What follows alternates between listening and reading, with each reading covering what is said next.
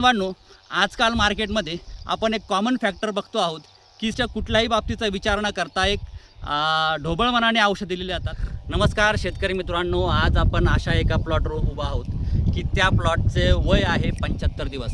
शेतकरी बांधवांनो, 75 दिवसाच्या मानाने आपण या ठिकाणी प्लॉटचे फुटवे बघू शकतो, प्लॉटची ग्रीनरी बघू शकतो, पानामध्ये क्लोरोफिलचं प्रमाण बघू शकतो, त्यासोबत आपण रूट ॲक्टिव्हिटी बघू शकतो आणि त्यासोबतच जमिनीमध्ये असणारं इकोसिस्टम आहे खूप चांगल्या पद्धतीने काम करत आहेत। शेतकरी बांधवांनो, अजून याचं एक वैशिष्ट्य आहे की आतापर्यंत आपण या प्लॉटला कुठल्याही प्रकारचं वॉटर सोल्युबल खत फवारणीच्याद्वारे किंवा ड्रीपद्वारे दिले नाही, पण तरीसुद्धा अतिशय उत्कृष्ट अशा पद्धतीने हा प्लॉट उभा आहे।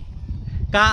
कारण याचं वैशिष्ट्य आहे की आमची टीम कंटिन्युअस प्लॉट व्हिजिट करत असते आणि आवश्यक त्या गरजेच्या गोष्टी प्लॉटला उपलब्ध करून देण्याचं काम करत असते। शेतकरी बांधवांनो, भरमसाठ महागडी खते संजीवक वापरून प्लॉटमध्ये विकास होतो असा नाही, तर ज्या गरजेच्या गोष्टी आहे त्या योग्य वेळी विकास उपलब्ध करून दिल्या तर अशाच प्रकारचा जबरदस्त रिझल्ट आपल्याही प्लॉटमध्ये उभा राहू शकतो।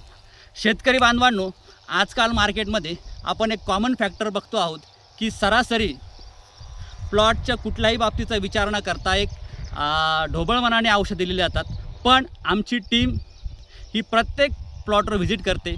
कारण की शेतकरी बांधवांनो, प्रत्येक प्लॉटची कंडिशन वेगळी आहे, प्रत्येक प्लॉटची माती वेगळी आहे, प्रत्येक ठिकाणच्या प्लॉटचं वातावरण वेगळं आहे आणि मग त्या अनुषंगाने आपण त्या प्लॉटला नियोजन आणि व्यवस्थापन करत असतो।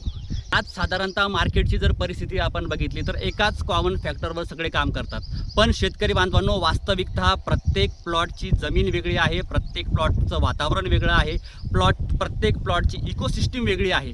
आमची टीम प्रत्यक्ष प्लॉट व्हिजिट करून त्या प्लॉटवर कुठल्या गोष्टीची आवश्यकता आहे या गोष्टीचं व्यवस्थित व्यवस्थापन करते आणि त्यानंतरच त्या प्लॉटचे नियोजन करते।